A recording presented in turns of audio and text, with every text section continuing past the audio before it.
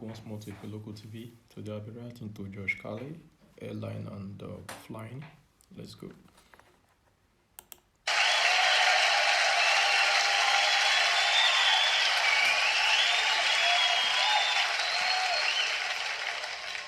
Something else we have in common, flying on the airlines and listening to the airlines' announcements and trying to pretend to ourselves that the language they're using is really English. Doesn't seem like it to me. Whole thing starts when you get to the gate. First announcement. We would like to begin the boarding process. Extra word, process. Not necessary. Boarding is enough. We'd like to begin the boarding. Simple, tells the story. People add extra words when they want things to sound more important than they really are. Boarding process sounds important. It isn't. It's just a bunch of people getting on an airplane. People like to sound important. Weathermen on television talk about shower activity. Sounds more important than showers. I even heard one guy on CNN talk about a rain event. Swear to God. He said, Louisiana's expecting a rain event. I thought, holy shit, I hope I can get tickets to that.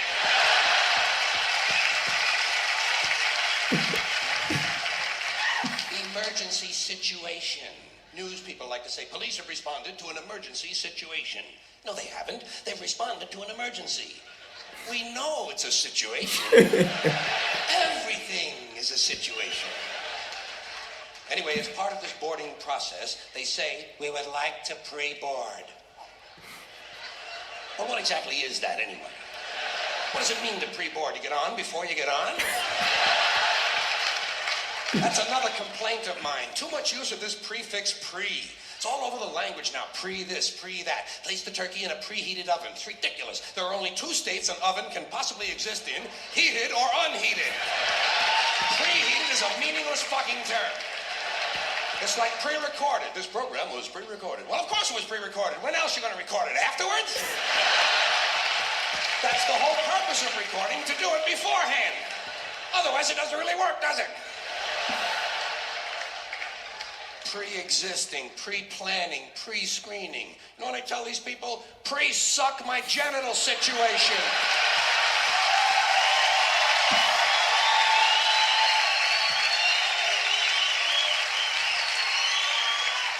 And they seem to understand what I'm talking about. Anyway, as part of this pre-boarding, they say, we would like to pre-board those passengers traveling with small children. Well, what about those passengers traveling with large children? Suppose you have a 2-year-old with a pituitary disorder. You know, a 6-foot infant with an oversized head. Kind of kid you see in the National Enquirer all the time. Actually, with a kid like that, I think you're better off checking him riding with your luggage at the curb, don't you? Well, they like it under there. It's dark. They're used to that. About this time, someone is telling you to get on the plane. Get on the plane, get on the plane. I say, fuck you, I'm getting in the plane. In the plane. Let Evel Knievel get on the plane. I'll be in here with you folks in uniform. There seems to be less wind in here. They might tell you you're on a non-stop flight. Well, I don't think I care for that. No, I insist that my flights stop. Preferably at an airport. It's those sudden, unscheduled cornfield and housing development stops that seem to interrupt the flow of my day. Here's one they just made up. Near miss. When two planes almost collide, they call it a near miss. It's a near hit. A collision is a near miss. Look, they nearly missed.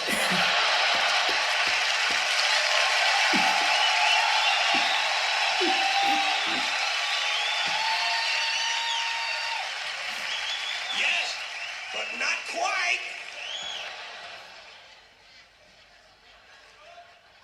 They might tell you your flight has been delayed because of a change of equipment. Broken plane. Tell me to put my seat back forward. Well, I don't bend that way. If I could put my seat back forward, I'd be in porno movies. Then they mentioned carry-on luggage. First time I heard carry-on, I thought they were going to bring a dead deer on board. I thought, what the hell do they mean with that? Don't they have little TV dinners anymore? Then I thought, carry on, there's going to be a party. People are going to be carrying on the plane.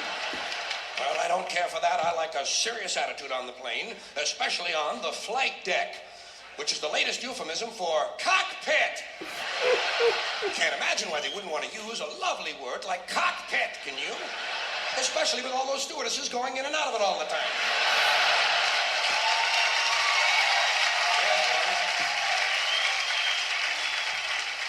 There's a word that's changed, stewardess. First it was hostess, then stewardess, now it's flight attendant. You know what I call them? The lady on the plane. Sometimes it's a man on the plane now. That's good, equality. I'm all in favor of that. Sometimes they actually refer to these people as uniformed crew members. Uniformed, as opposed to that guy sitting next to you in the Grateful Dead t-shirt and the fuck you hat. Who's working on his 9th little bottle of Kahlua, I might add. As soon as they close the door to the aircraft, that's when they begin the safety lecture. I love the safety lecture.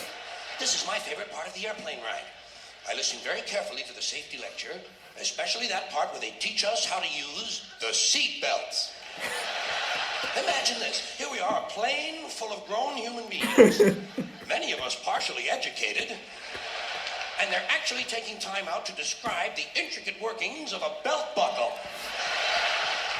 Place the small metal flap into the buckle. Well, I asked for clarification at that point. Over here, please. Over here. Yes, thank you very much. Did I hear you correctly? Did you say place the small metal flap into the buckle, or place the buckle over and around the small metal flap? I'm a simple man. I do not possess an engineering degree, nor am I mechanically inclined. Sorry to have taken up so much of your time. Please continue with the wonderful safety lecture. Seatbelt, high-tech shit.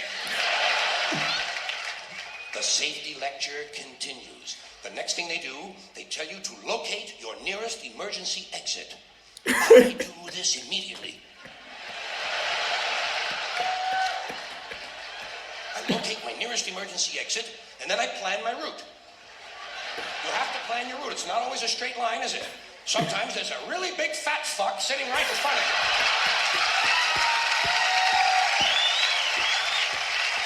Well, you know you'll never get over him. I look around for women and children, midgets and dwarfs, cripples, war widows, paralyzed veterans, people with broken legs, anybody who looks like they can't move too well. The emotionally disturbed come in very handy at a time like this. You might have to go out of your way to find these people, but you'll get out of the plane a lot goddamn quicker, believe me. I say, let's see. I'll go around the fat fuck, step on the widow's head, push those children out of the way, knock down the paralyzed midget, and get out of the plane where I can help others.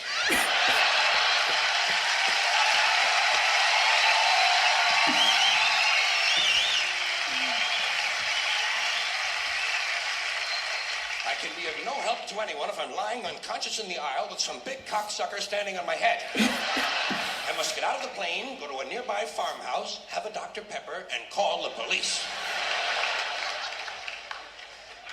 The safety lecture continues.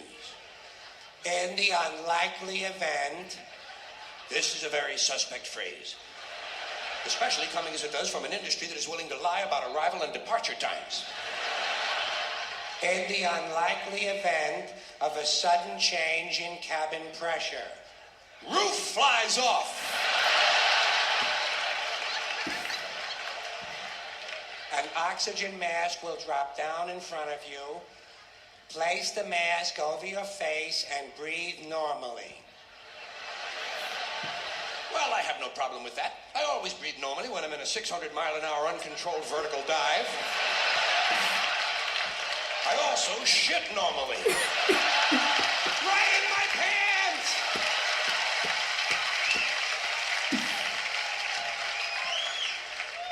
They tell you to adjust your oxygen mask before helping your child with his. I did not need to be told that. In fact, I'm probably going to be too busy screaming to help him at all. This will be a good time for him to learn self-reliance. If he can program his fucking VCR, he can goddamn jolly well learn to adjust an oxygen mask. Fairly simple thing, just a little rubber band in the back is all it is. Not nearly as complicated as, say, for instance, a seatbelt. The safety lecture continues. In the unlikely event of a water landing.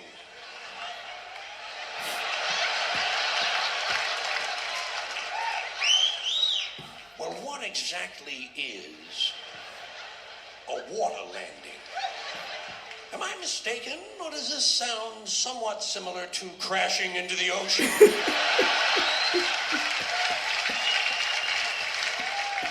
Your seat cushion can be used as a flotation device. Well, imagine that.